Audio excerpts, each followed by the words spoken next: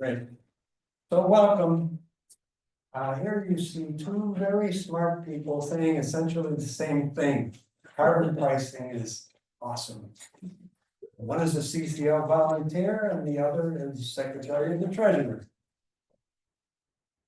And amazing to see how great minds agree, including all of you.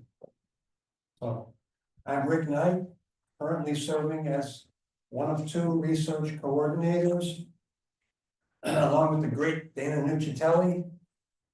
I'm also a group leader for one of 10 Chicago area chapters, and before CCL, I worked as a chemical engineer, researching new energy systems, energy efficiency, pollution control, mostly in the industrial sector. So that's who I am.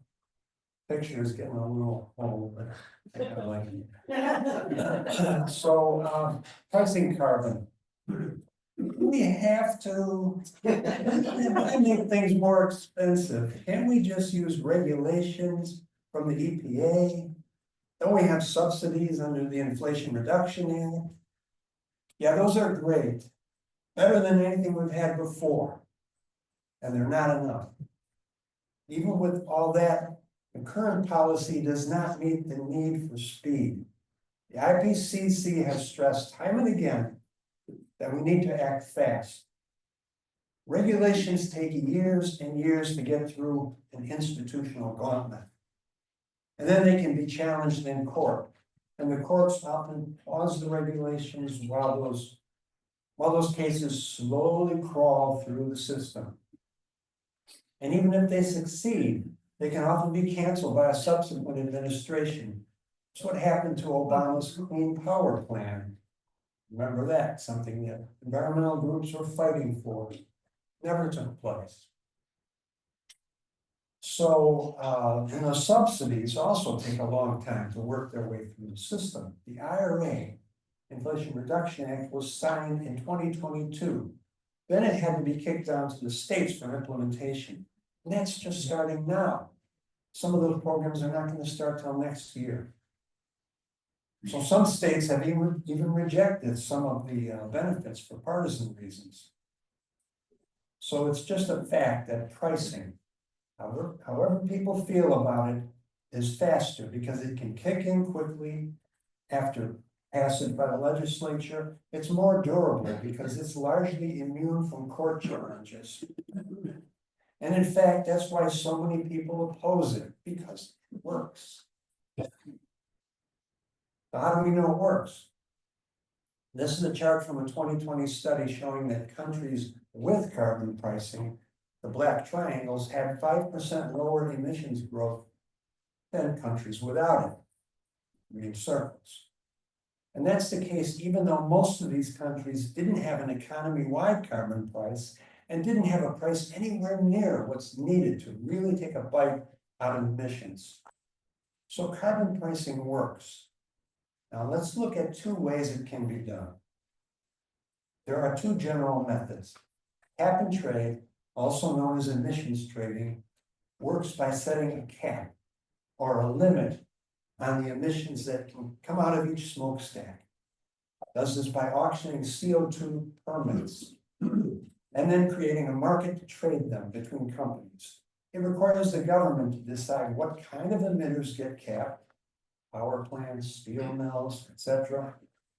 And then how big they have to be to require a cap. A lot of facilities are below that size limit. And then how big each cap should be. Then the emitters who are over their cap can buy and sell permits with companies that are below their cap. So those permits are then traded on Wall Street, where the price is thrashed out between the different companies. The government gets money from auctioning the permits, and the caps are tightened up every few years. A carbon fee, on the other hand, is imposed on the fuel, not the emissions. So you see, like here, a coal mine would get a fee placed on every ton of coal that they sell into the market. The carbon price per ton goes up by a legislative rate, and the advantage, as you can see, is greater simplicity. No need to figure out caps for tens or even hundreds of thousands of emitters. There's only a few hundred coal mines, maybe a few thousand oil, a few hundred oil refineries. No need to figure out those caps, no need for emissions monitoring. You don't need to monitor the emissions, the price has already been paid. Every fossil fuel seller pays the same carbon price, doesn't involve Wall Street. But then in either case, there's still the question of what happens to the money the government collects. We greatly prefer, as you all know, that the money goes back to households. And I'll get to the reasons why after we look at a little history. So back in 1997, something called the Kyoto Protocol was negotiated between 197 nations through the United Nations to address climate change. It was an agreement for each signatory nation to find some way to price carbon. 8 years later, in 2005, the agreement entered into force. And efforts began to create national policies to actually make it work. Now, in 2007, a gentleman named Marshall Saunders, who most of you may know, inspired by his work on volunteer lobbying for anti-poverty legislation, founded CCL to train volunteers to do the same on climate policy. At the time, cap and trade under Kyoto was the only pricing policy that was gaining any political traction. In 2008, about that time, some economists were starting to discuss carbon taxes with revenue recycling as an alternative to cap and trade. Then in 2009, a whole lot of stuff happened. A US cap and trade bill, the Waxman-Markey bill, backed by all the biggest environmental organizations in the US, failed to pass the US Senate, putting an end to Obama's climate policy efforts, at least in carbon pricing. That same year, eminent climate scientist James Hansen published a landmark book titled Storms of My Grandchildren. How many here have read that book? Okay, anybody who hasn't should probably take a look. That was where he coined the term carbon fee and dividend for a carbon tax with revenue divided among households as monthly payments. So Marshall Saunders picked up on this idea, and that's when CCL formally adopted carbon fee and dividend as its prime policy. That same year, the first bill along these lines was introduced in the US Congress, bipartisan sponsorship. At this time, the carbon revenue was not used for a monthly household dividend or cash payment, as Hansen had proposed, but it was used to cut payroll taxes. So that's the backstory. And I'll talk about the later developments in another slide. So let's see how the carbon fee and dividend works. It can be seen as a three-legged stool. The carbon polluter fee is charged on fossil fuels like coal, oil, or natural gas before they get to the power plant, the refinery, or any other facility that burns it. The carbon dividend or cashback divides the money after overhead costs among American households per a simple formula. And finally, a carbon border adjustment charges the same fee on imported fuels or carbon-intensive goods like steel and fertilizer based on their relative carbon footprints. So here I'm going to show you in a little more detail how the flow of goods and money in our energy economy leads to this. So here we have two components of that economy. At the top are the fossil fuel suppliers, and at the bottom are the people that are their customers, the utilities, the refiners, manufacturers who buy coal, oil, and gas to make the energy their businesses need. And those businesses in turn make all kinds of products that they sell to us, American households. They sell us electricity, fuel for our cars, or heat our homes, and thousands of products from underwear to smartphones and everything in between. There's this little problem. This stuff, carbon dioxide and other greenhouse gases. which is messing up the climate and costing us a lot of money, while it's still getting dumped into the air for free. So one logical remedy is for the government to start charging a fee on that carbon. So somebody pays for the cost of climate change. And those fossil fuel suppliers will pass those costs on, at least partially, to their customers in the form of higher prices. Okay? And naturally, their customers, these folks, will pass some of that money on to us. And as the carbon fee goes up some more costs get passed down. And again, more yet. Eventually,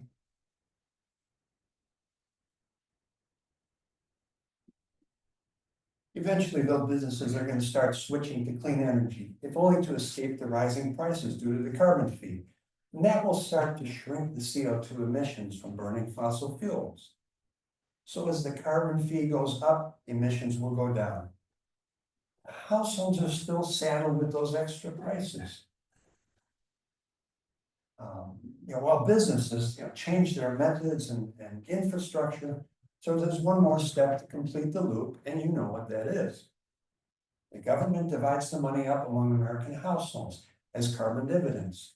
Note that the word dividend actually means something that is divided. So that counteracts the financial burden of rising energy prices for American households. Now, this is where some people might start scratching their heads thinking, how does it lower emissions if you're just sending the carbon money back to the public? That question has been asked. How does that change their behavior? Well, the answer you can see on the left side of the diagram. It's the price businesses pay that reduces emissions. I'm not trying to get people to just shoulder the burden by driving less or whatever. It motivates these businesses to move away from fossil fuels because their competitors are going to do that. It also motivates consumers to use less energy, but the impact is mostly on business. So they don't want to lose their customers to competitors.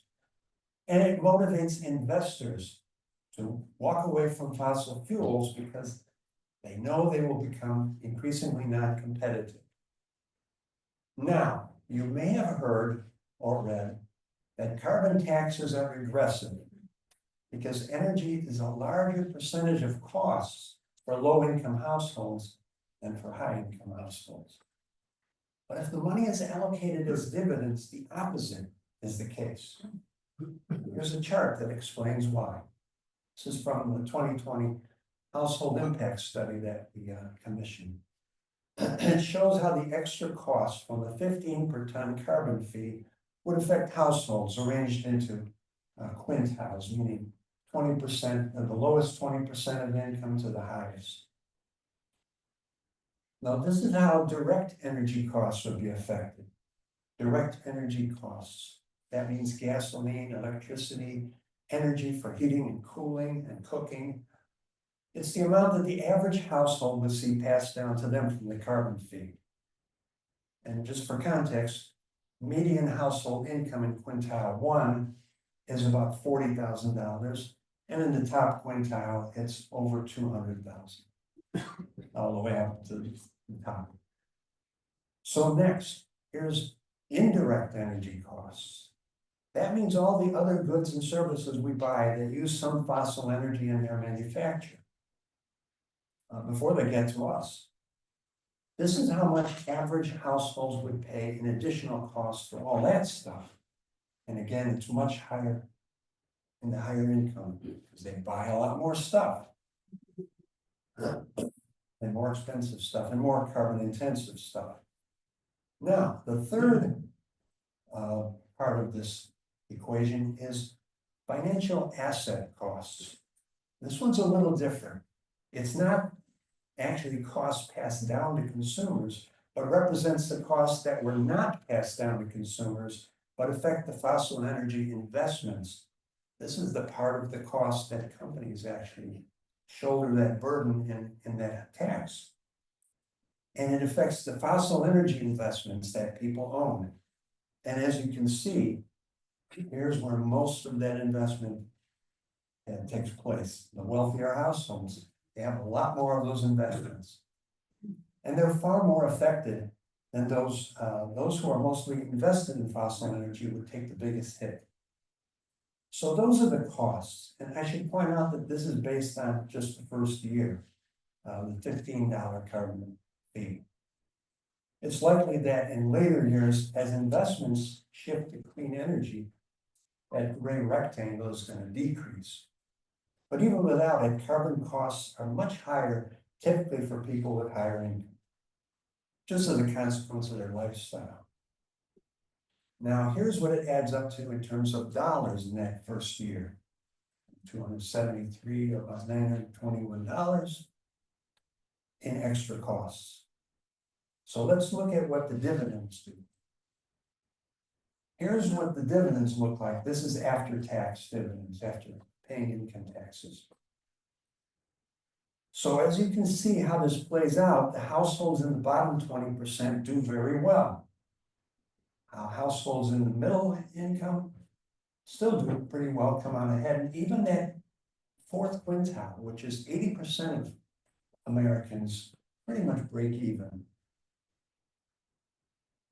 So compared to their total income, this gap for the high incomes, even though it's over $530, it only amounts to a tiny percentage of their income. On average, only about 1/4%.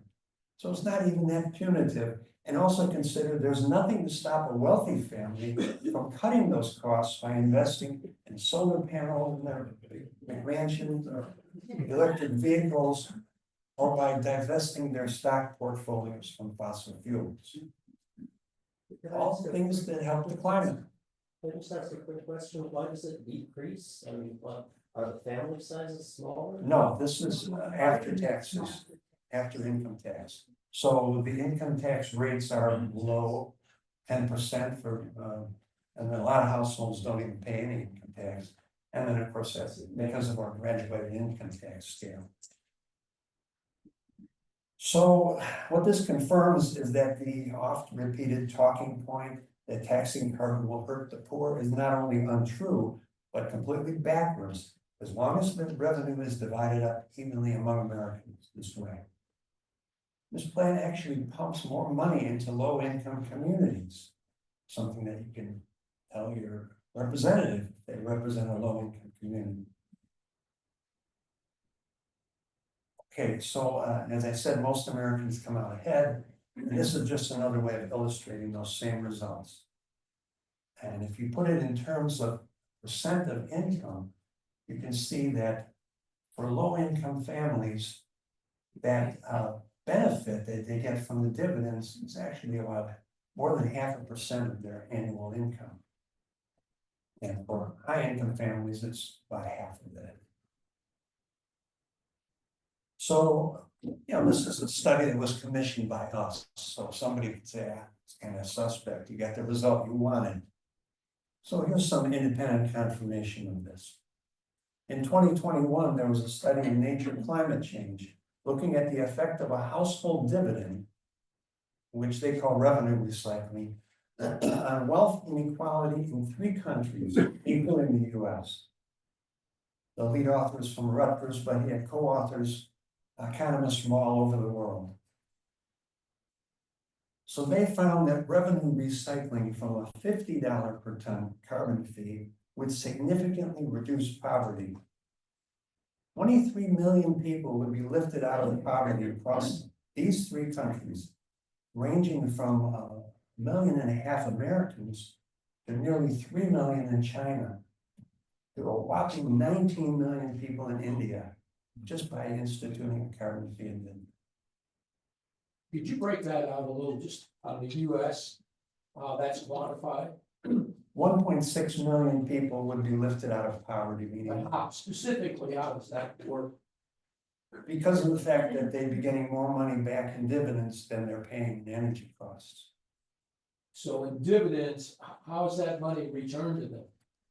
Well, there's several different proposals, but the way CCL framed it was a monthly payment, a check or a bank payment. So every month, you just get a check in your mailbox for the amount of the carbon dividend revenue that is your share. So who's the issuing entity that cuts those checks? That would be the US Treasury Department. Okay. Now, one more visit to our old flow diagram here. You can see the importance of passing the money back to households as the carbon fee continues to increase right along with the carbon dividends. Investments shift from fossil fuels to clean energy. And again, the fee goes up some more. And the dividend payments go up proportionately. And investments shift away from fossil fuels. All this shifting means CO2 emissions continue to shrink. Over time, the rising carbon fee makes fossil fuels no longer profitable, except for a small handful of specialized uses. And this is what we hope will happen. Clean energy becomes the norm. And for the businesses, investors, and the public, this is the utopia that we hope for. As these technologies reach full maturity, costs come down, as they always do for new technologies. We will have achieved the net zero condition where natural processes can gradually remove excess CO2 from the atmosphere and deliver to our descendants stable climate. You're welcome, future generations. Now, the third leg of the stool is the border carbon adjustment. And, or in the usage that seems to be winning the acronym wars today, the Carbon Border Adjustment Mechanism, or CBAM. Now, let me look at the time here, because this gets a little involved as well. So, but there won't be a test. Let me take a sip of water here. Okay, does anybody out there feel they understand the carbon border adjustment thoroughly? I'll try. Okay. Let's say we have two countries, the USA and Carbonia. With a border between them and let's say an American. I thought we were Carbonia. Well, let's just imagine that we're not. Now, let's say this fellow here needs to buy some steel girders, construction. Ordinarily, he would buy the product from the steel mill and pay the going price. But under the carbon fee, the mill, which is still using fossil energy, will end up paying more to cover their higher energy costs. And so they have to raise their price to stay profitable. Now, the problem for the American Steel Company is that there's no carbon fee in Carbonia. So Mr. Steel Buyer here can import the Carbonian steel at a cheaper price. So to correct that, with a CBAM in place, the importer will have to pay a border tariff on the imported steel, so that Mr. American Buyer, brought up the Carbonians too soon. Has Trump endorsed this? I haven't checked my Google feed today. Probably. So the steel buyer can buy that steel at a cheaper price. So now, if he has a CBAM in place, whoops, yeah, you're not supposed to see that guy yet. They have to pay the border tariff, and so like it's not an advantage for him to buy the Carbonian steel anymore because he has to pay the border fee. Now the problem is for the steel company though, is that it takes care of competition from the Carbonian imports, but it still doesn't help them sell their domestic steel to Carbonia because the Carbonians don't have a carbon price. So they can still buy their own domestic steel at a lower price than the American Steel Company can sell to them because of the added cost of the carbon fee here in the US. So that presents a temptation for the American Steel Company to move their mill to Carbonia, where they don't have to pay a carbon fee, resulting in what's called carbon leakage. So to prevent that, the American Steel Company can get a CBAM refund. You can see it there, on that side. That will prevent that carbon leakage. So that's part of the way the plan has been framed. Now. So CBAMs are already on the way. We don't have one here, but the EU launched theirs in 2023. And it will go fully into effect in 2026. It will cover this list of products: iron and steel, cement, aluminum, fertilizer, hydrogen, electricity. Some countries are more exposed than others because they sell a lot more of this stuff to the European Union. And that will count, and it's important to remember, it will count both the embedded emissions, meaning how much CO2 was emitted during manufacture of the product, and any carbon price that was paid in the exporting country. And I'll get back to that. Japan is also implementing a kind of CBAM, but it applies only to fossil fuels. Only some refined petroleum products that they export. The UK has now agreed to introduce a CBAM in 2027. That's similar to the EU's CBAM. And two other countries considering CBAMs are Canada, which already has carbon pricing, and Australia, which has a form of implicit carbon price that affects how regulations are assessed. So if Canada sells steel to the EU, not only the carbon footprint of the steel would be considered, but their carbon price would be deducted from that. So they have a little bit of an advantage and an incentive to make their steel cleaner. Now, back to this, who will be affected? China is the country that everybody has in mind because they have relatively dirty manufacturing in terms of climate emissions. But they're now expanding their current carbon trading system. Yes, China has carbon pricing. They're expanding it to cover more goods and raising the prices, so they will be less impacted by the CBAM from the EU. And this is exactly what CCL has been preaching for years, that when one country imposes a border adjustment, their trading partners will be encouraged to do likewise. So now we have a real world example of that, thanks to the EU. So that's the whole package, the whole three-legged stool, at least what CCL considers the gold standard. Now let's see what bills of this type have been introduced in the US since CCL started its push.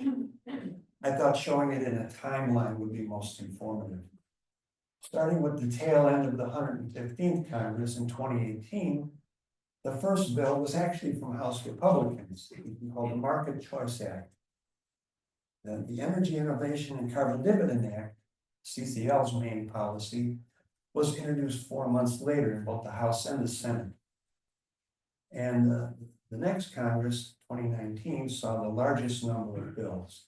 First was a reintroduction of the Energy Innovation Act in January, followed by Senator Sheldon Whitehouse's American Opportunity Carbon Fee Act. Yeah, that's what it was called in April. And then in July, 3 bills were introduced on the same day. From Jimmy Panetta and Chris Coons, from Dan Lipinski in Illinois, and Francis Rooney, Republican of Florida.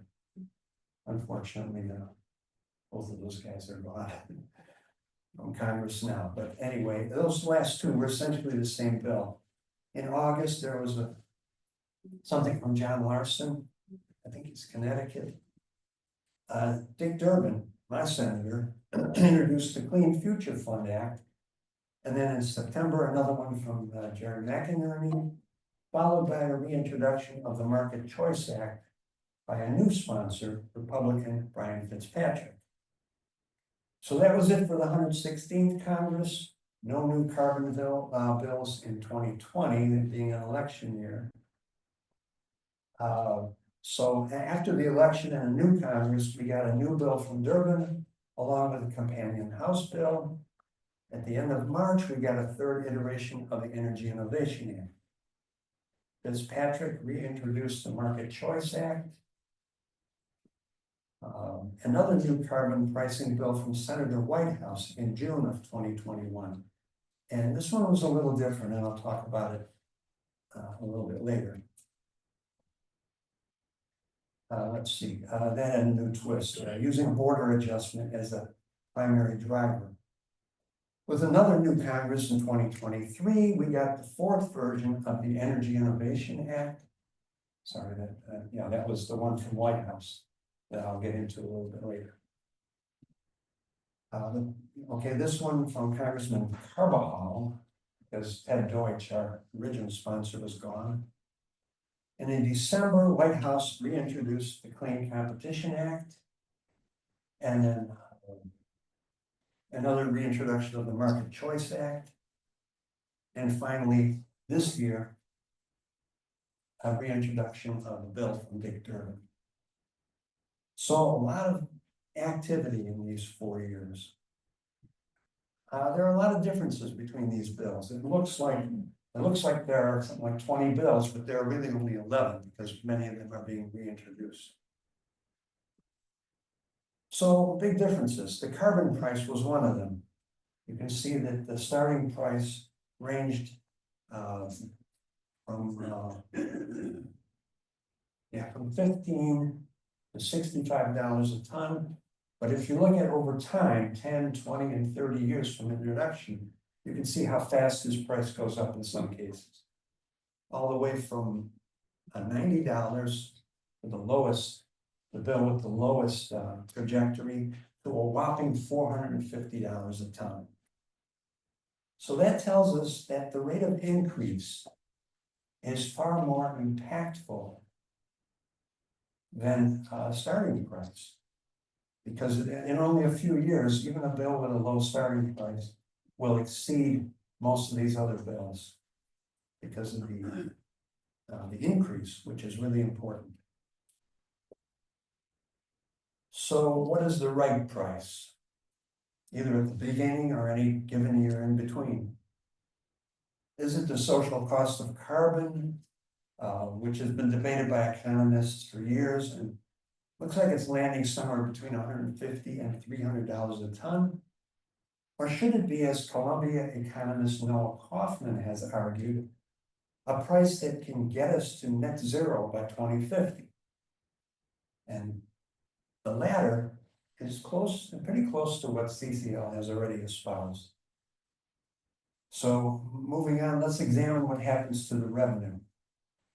How the revenue is used, I put these bills into essentially 3 buckets.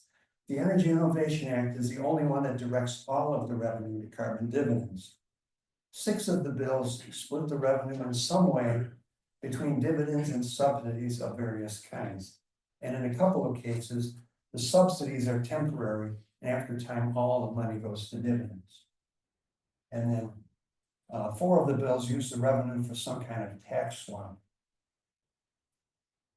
Or in other words, the revenue is used to offset some other taxes.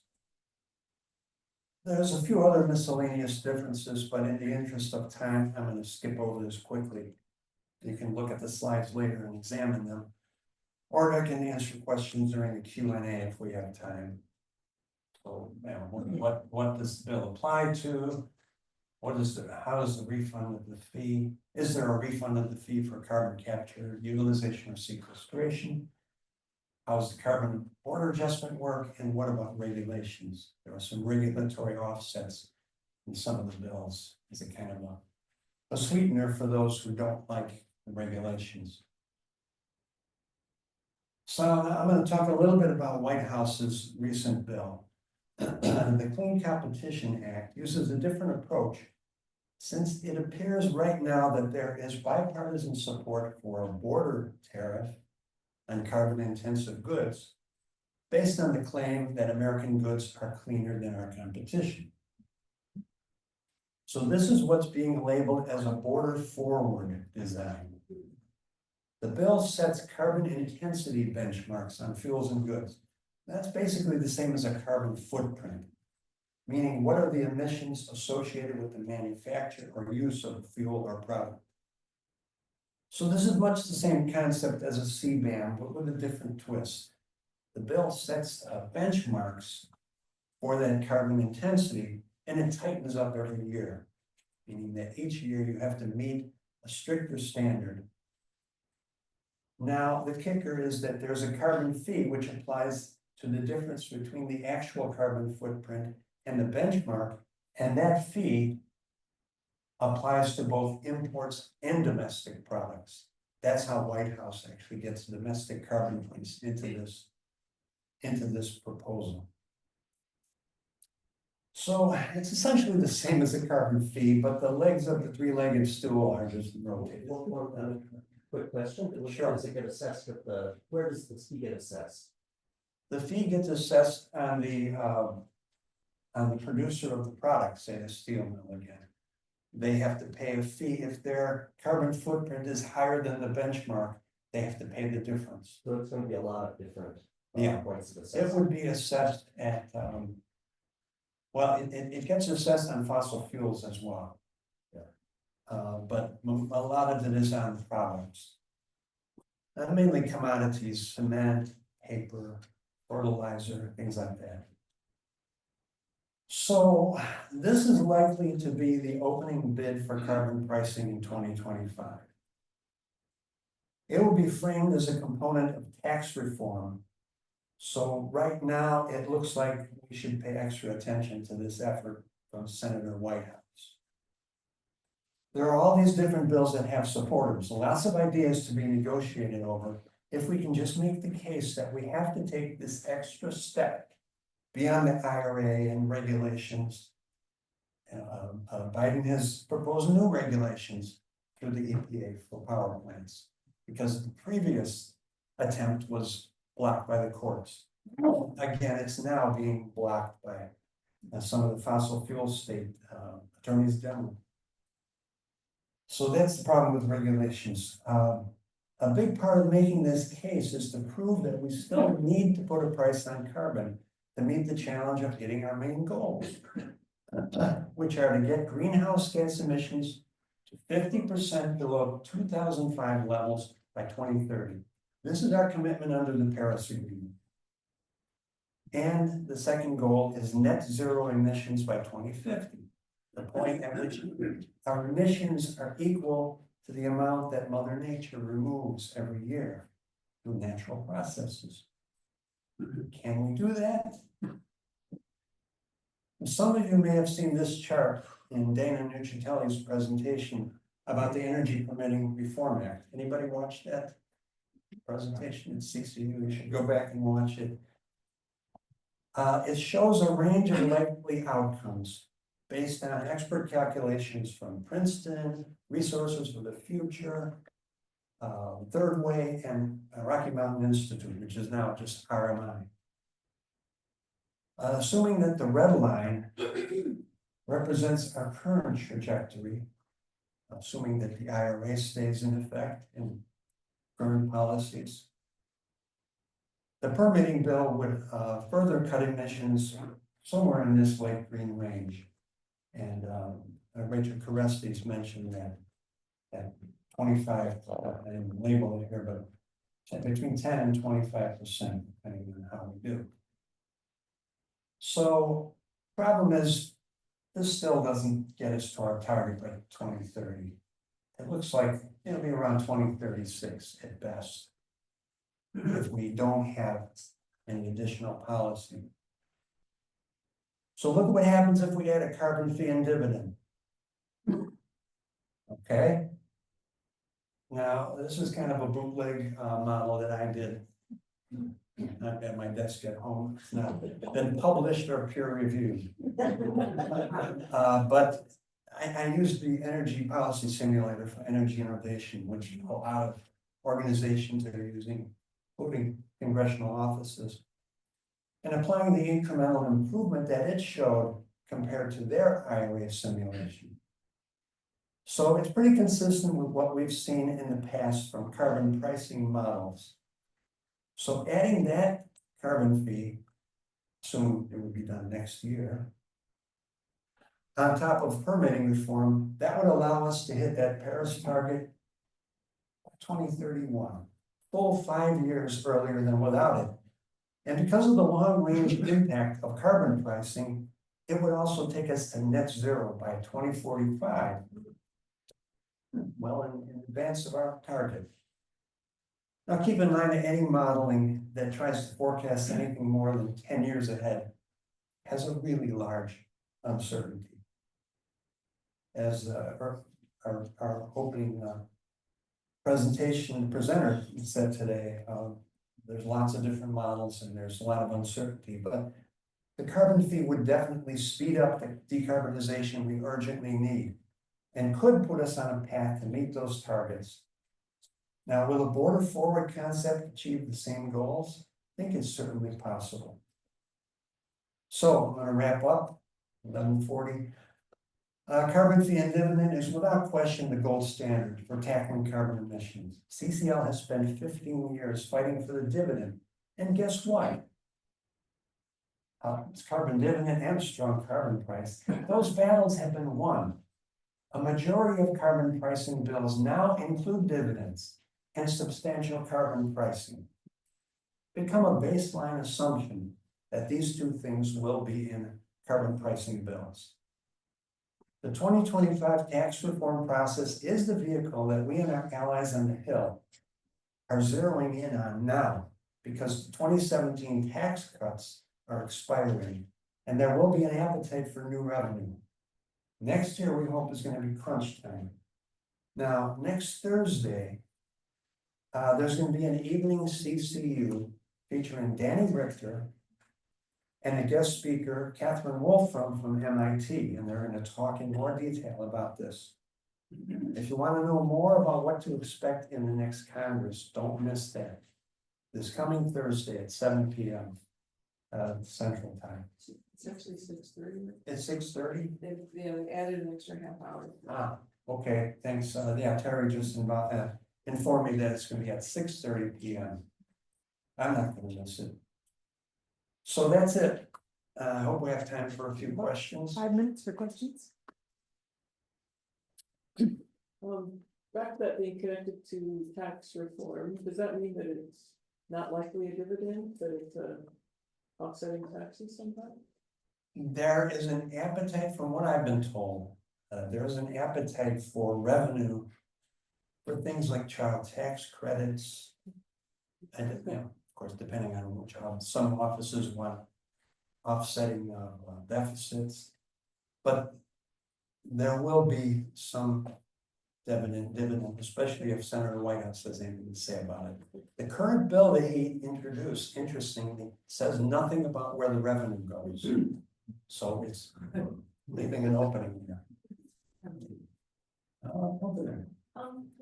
Our representative asked us once if they could spend some of the money, and what does CCL say, like, can we offer them 10% of it and still have a viable? Yeah, great question, because members of Congress, they love to have control over where money goes. And our goal has always been to help the bottom two quintiles. So it's almost a certainty that any bill that has dividends, there will be means tested, targeted dividends going to people below a certain income level. And so it could be 50% of the money goes to dividends, but the upper quintiles don't get any. I love the idea of the money going to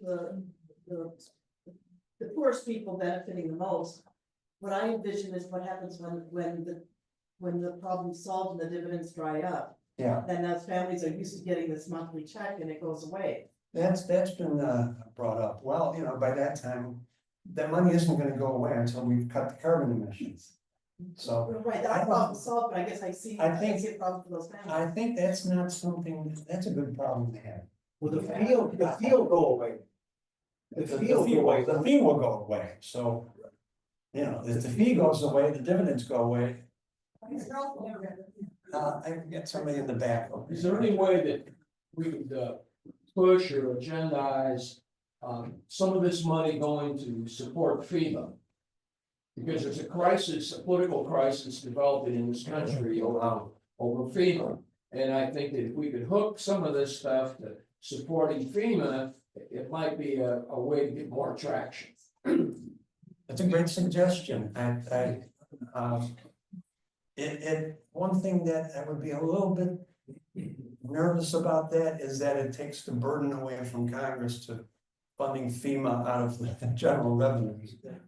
But certainly, I think that could be a sweetener that, Well, the problem is that FEMA is collapsed yeah, in certain sectors of the United States, particularly here in northern Iowa. yeah. It's a big piece.